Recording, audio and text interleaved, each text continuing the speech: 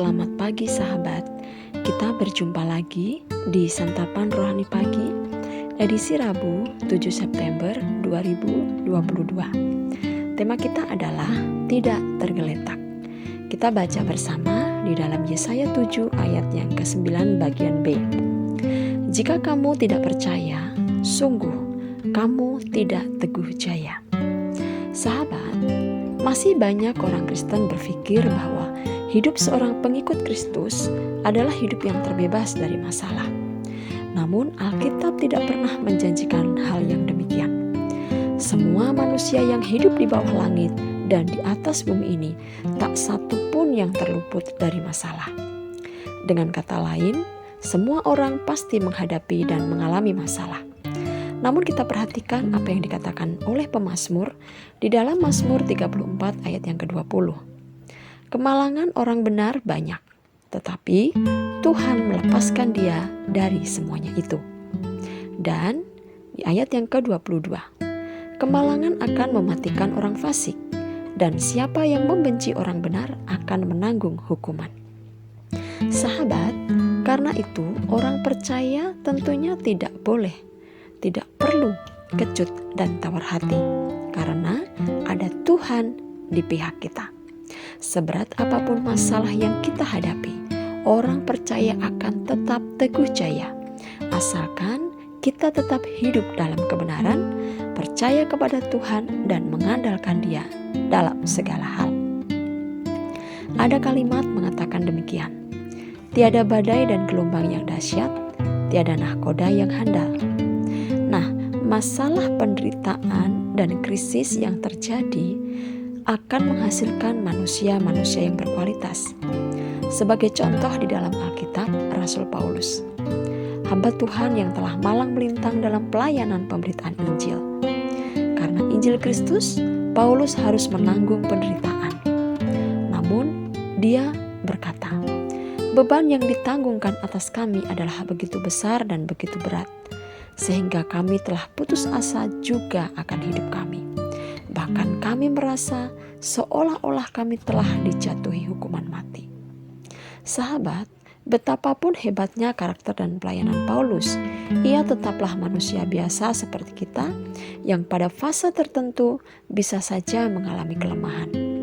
Namun, hal ini tidak sampai membuat Paulus patah arang dan melarikan diri dari pelayanan yang dipercayakan oleh Tuhan.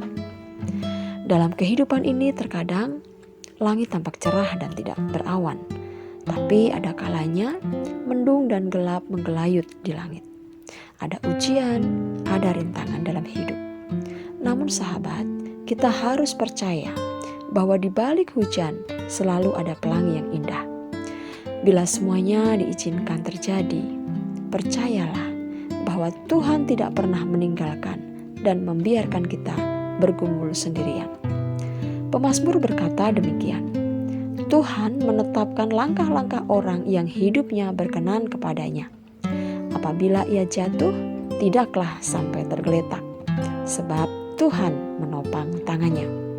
Sahabat, firman Tuhan yang kita baca barusan mencontohkan kehidupan bangsa Israel yang tidak pernah mensyukuri kebaikan Tuhan. Hari-hari mereka dipenuhi dengan ketidakpuasan dan keluh kesah. Padahal bangsa Israel adalah bangsa yang dicintai, dikasihi dan diberkati Tuhan. Banyak mujizat yang telah mereka lihat, alami dan rasakan, namun tetap saja mereka bersungut-sungut setiap harinya. Dari mulut tidak pernah keluar ucapan syukur.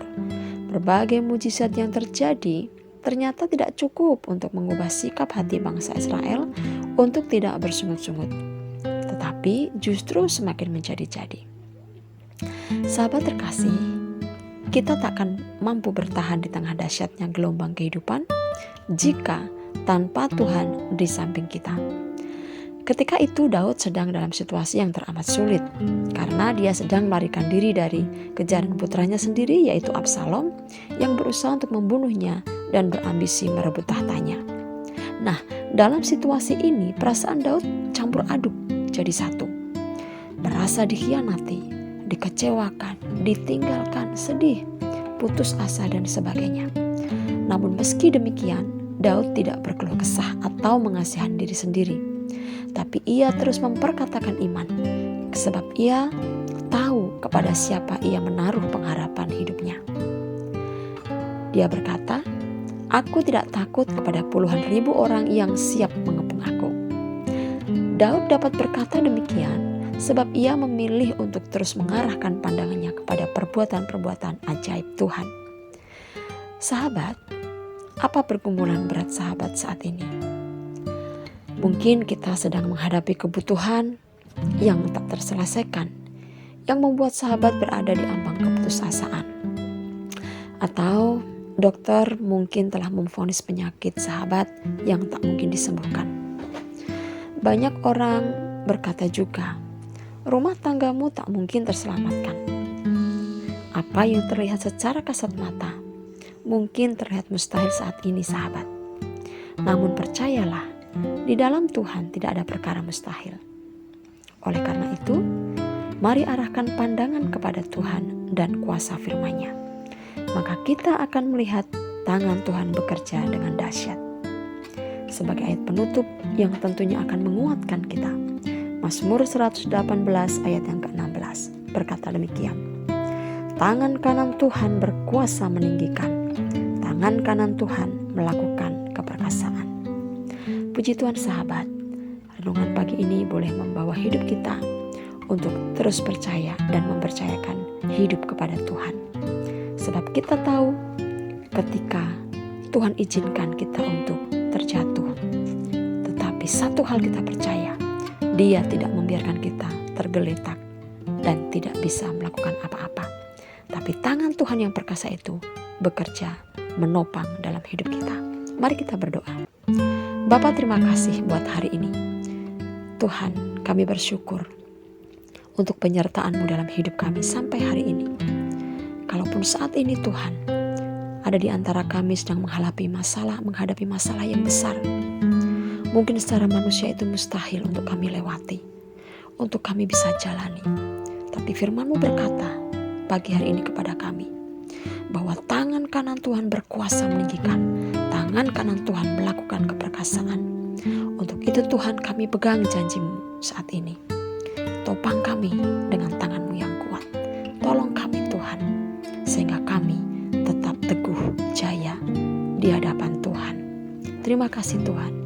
Di dalam nama Tuhan Yesus kami sudah berdoa. Amin.